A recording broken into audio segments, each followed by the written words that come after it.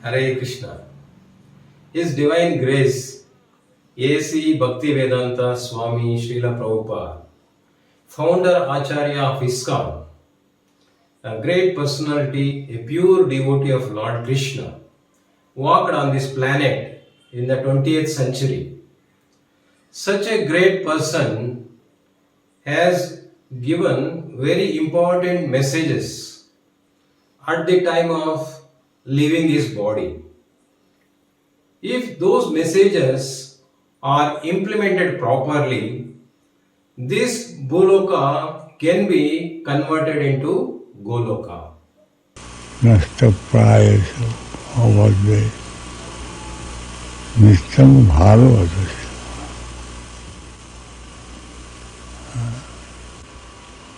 Then Jatagun Tamagun cannot do us harm. Therefore, Varnashram Dharma is so essential that people remain in Sakavu.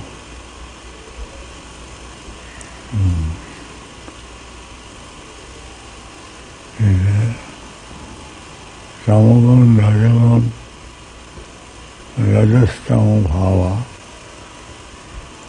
increases lust and greediness, and that implicates the living entity to exist in this material world in many, many forms. That is very dangerous. Therefore, they should be brought into Satagun, that is establishment of Varnashram Dharma. In India, there are so many examples.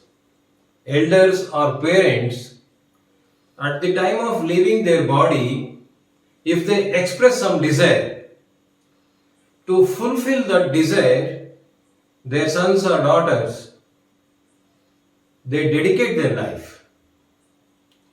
Srila Prabhupada, at the time of leaving his body, he had thousands of disciples all over the world. Amongst them, who is that great personality who has dedicated his life to fulfill the last desire of Srila Prabhupada, re-establishment of Daiva Varnashrama Dharma? That great heroic personality is none other than His Holiness Bhakti Raghava Swami or Raghava Pandit.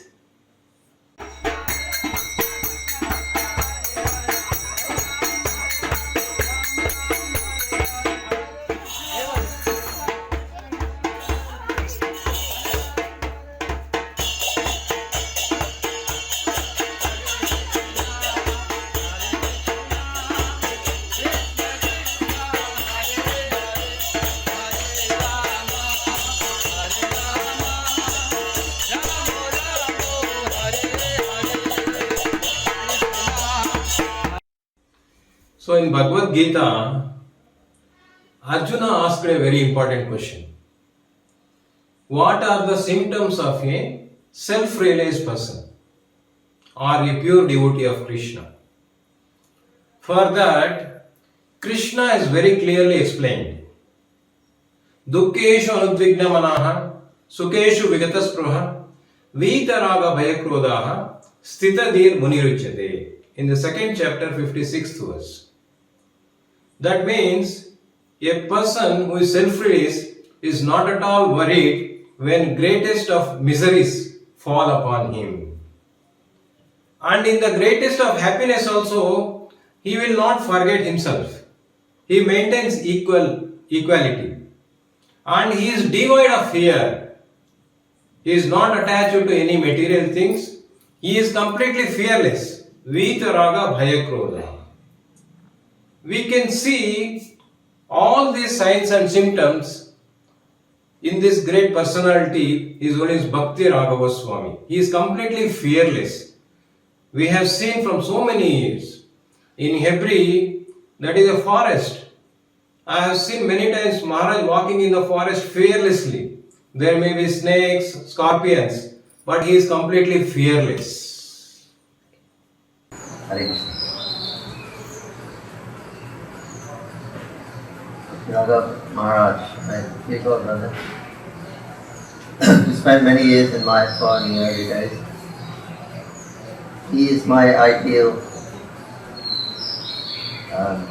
as a pure, upright, noble, Puritan, always thinking of welfare, of how to spread Krishna consciousness. Dangi was also there, he was upstairs. So he had it done. And his soul was acting, and Raghava Maharaj was running over with Prodcuce, Chadra. And he shouted out actually, go back. So Raghava Maharaj was so bold and so fearless at this point. And then one of the Dakites dropped a bomb and it hit him directly on the leg and blew his leg off.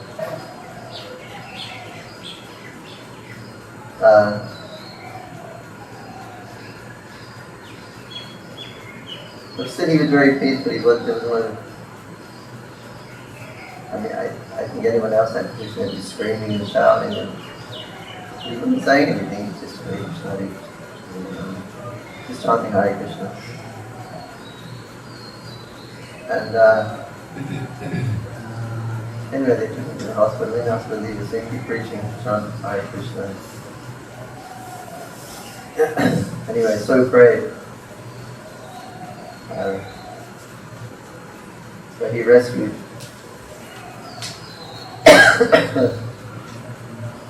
He sacrificed his life for Krishna. Maharaj, when he was serving in Mayapur, some dacoits attacked the temple, thinking that deities may be golden. At that time, Jananivas Prabhu was there. He is the witness of this incident. When the dacoits attacked, His Holiness Bhakti Raghava Swami Maharaj fought with them fearlessly. Jananivas Prabhu is saying that Maharaj was completely out of bodily platform. He is completely transcendental. And when he was fighting only on behalf of Radha Madhav deities, Maharaj fought with them. Without considering any material things or without bodily platform, he completely dedicated his life and fearlessly fought with those dacoits, and he lost one of his leg also. Yeah, Bhakti, His Holiness Bhakti Raghava Swami Maharaj and myself. We are good old friends.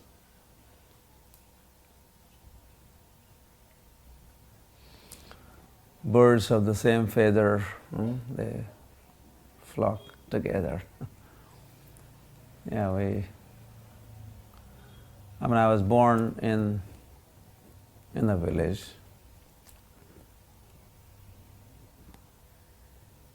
But Bhakti Raghava Maharaj, although born in Canada, he came, when he came to India, he was going to the villages. He ended up in the villages, developing, cultivating Namhart programs all over Bengal, sometimes walking or going with the bicycle. And so this simple living, high thinking, and practicing the Vedic culture,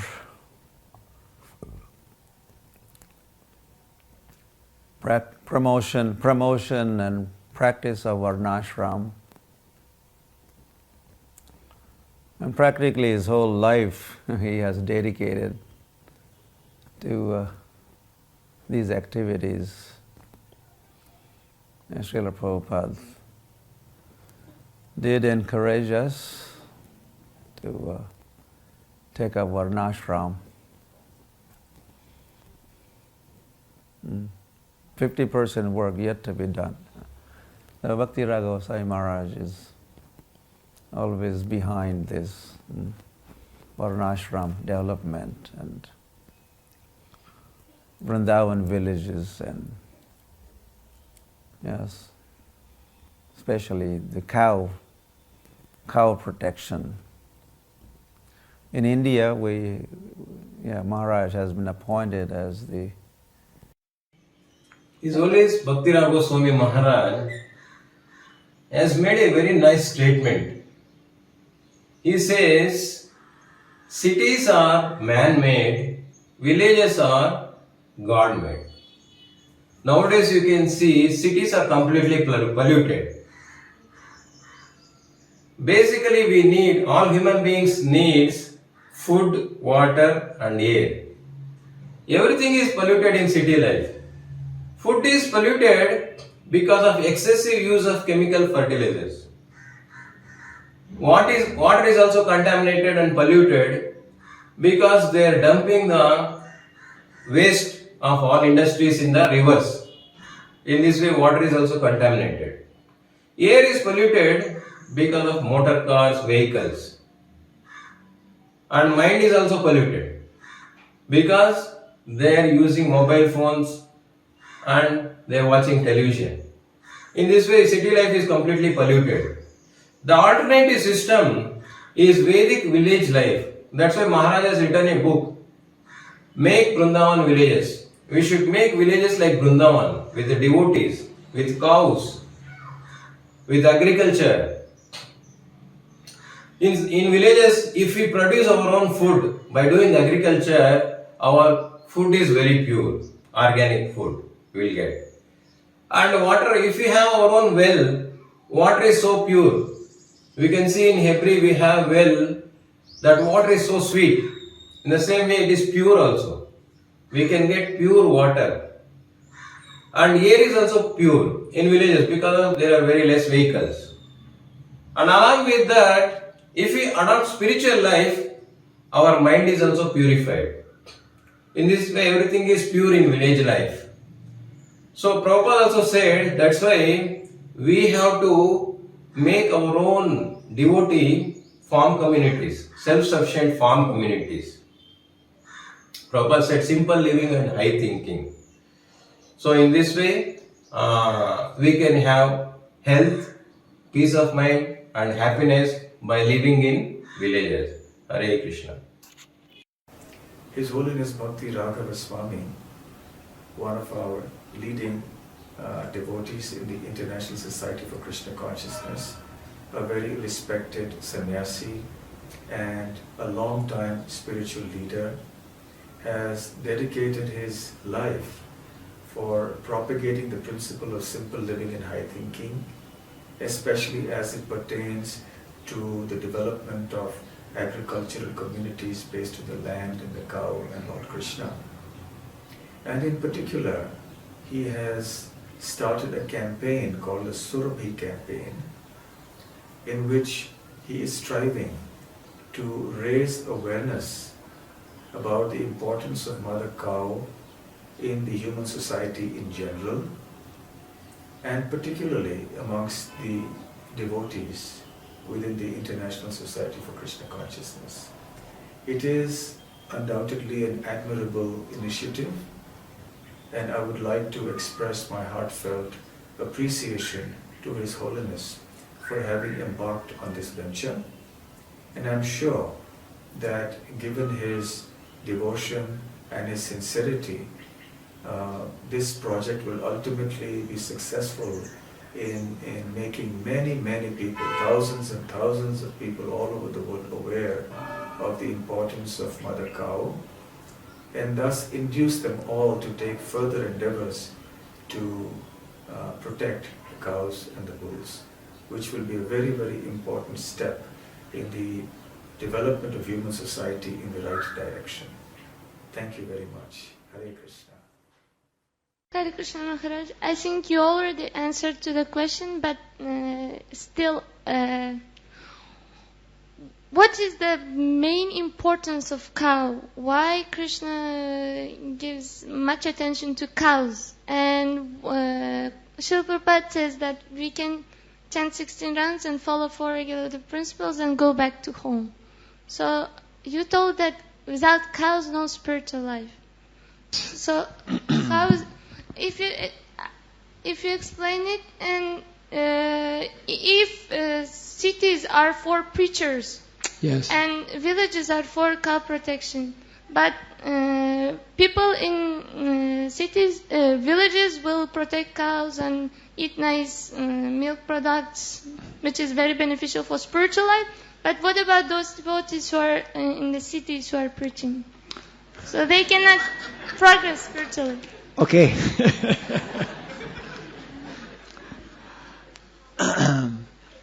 Okay, let's try to sort that out.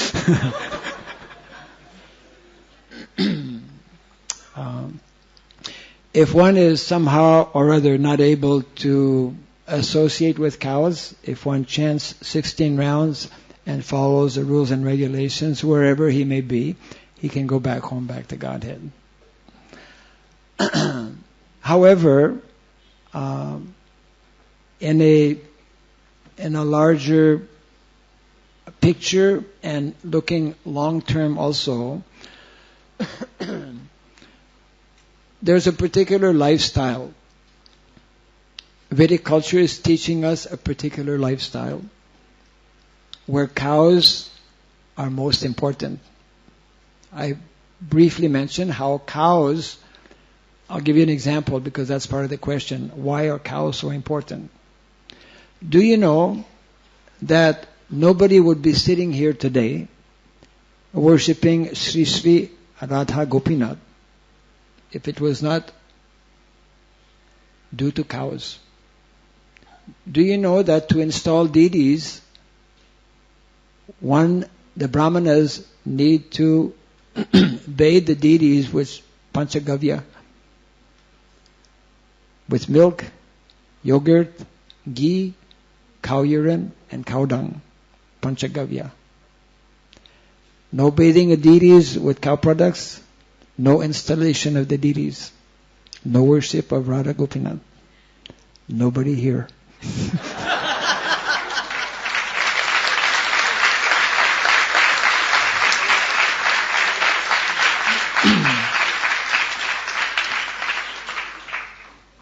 This is one of many examples. No Brahminical culture. No cows, no Brahminical culture. You would not be chanting the holy name. Nobody here would be initiated because Brahmanas cannot throw grains in the fire jagya with ghee. No cows, no ghee. No jagya. No diksha, sorry.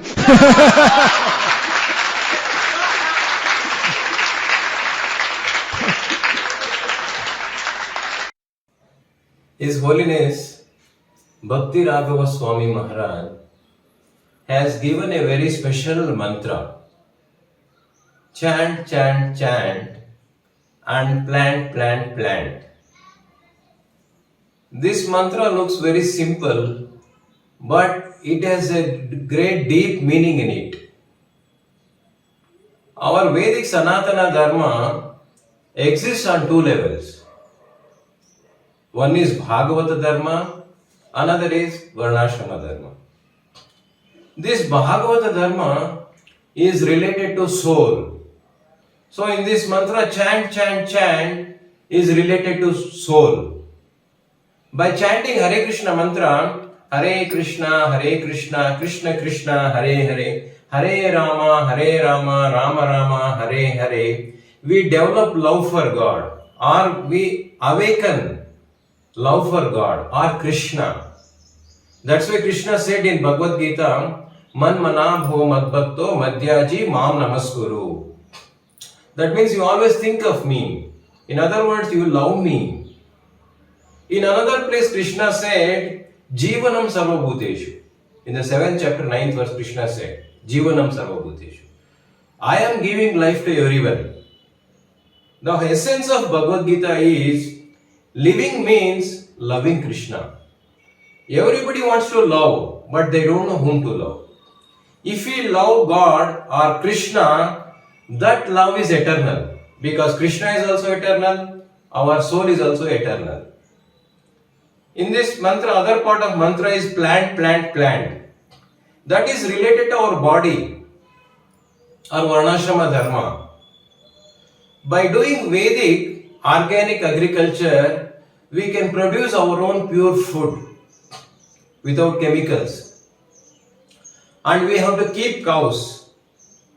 Because cow's milk is considered best food for a human being. The cow gives milk out of love for its calf. If we drink that milk, we also develop the quality of love. We can love everyone.